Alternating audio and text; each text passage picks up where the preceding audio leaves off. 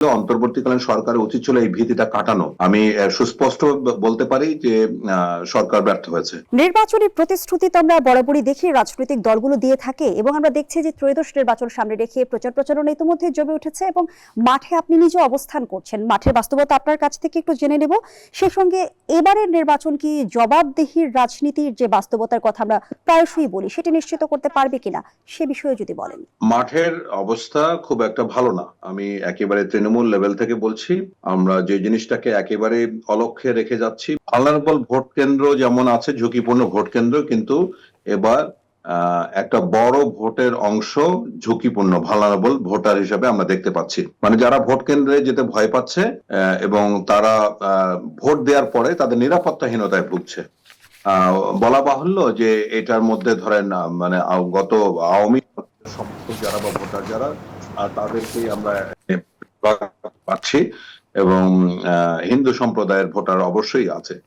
এবং আমি যখন তৃণমূল লেভেলে ভোটারদের সাথে যোগাযোগ করছি তখন তাদের একটাই প্রশ্ন যে আমরা ভোট দিতে পারবো কিনা এবং ভোট দেওয়ার পরে আমাদের উপরে কোনো ধরনের অত্যাচার হবে কিনা। এই বিষয়টা রাষ্ট্রের উচিত ছিল, অন্তর্বর্তীকালীন সরকারের উচিত ছিল এই ভীতিটা কাটানো, কিন্তু অন্তর্বর্তীকালীন সরকার এ ব্যাপারে কোনো উদ্যোগ নেয়নি। আমি সুস্পষ্ট বলতে পারি যে সরকার ব্যর্থ হয়েছে। এটা অন্যতম কারণ হচ্ছে যে জুলাই অভ্যুত্থানের পরে যে মিথ্যা যে মামলাগুলি হচ্ছে, ছাত্র হত্যা বা অন্যান্য মামলাগুলি হয়েছে, সেটা একটা বিশেষ দল করেছে, বলার অপেক্ষা রাখে না। বিএনপির সময় বিএনপির লোকজন এই মামলাগুলি করেছে, কিন্তু এই ছাত্র হত্যা মামলা যে এটা যে অনেকে ভুয়া মামলা হয়েছে, মিথ্যা মামলা হয়েছে, এবং তার কারণে চাঁদাবাজির জন্য অনেক আসামি করা হচ্ছে। এখন একটা করে ইউনিয়নে এখন 150 থেকে 200 লোক, তারা এখনো গত 1 বছর 1.5 বছর ধরে ঘরে ঘুমাতে পারছে না, বা তারা পালিয়ে পালিয়ে বেড়াচ্ছে। তো এই ভোটারটা, এটার সাথে যদি আমরা হিন্দু ভোট সংযুক্ত করি, তাহলে এটা তো মোট ভোটের 1/3 বা 1/4 হবে, তাতে কোনো সন্দেহ নেই। এই যে ভালনারেবল ভোটার, সেটা নিয়ে আর না রাষ্ট্র, না প্রশাসন, না ইলেকশন কমিশন কারোই কোনো আমরা মাথা ব্যথা দেখতে পাচ্ছি না, এবং তারা প্রচন্ড নিরাপত্তাহীনতায় ভুগছেন।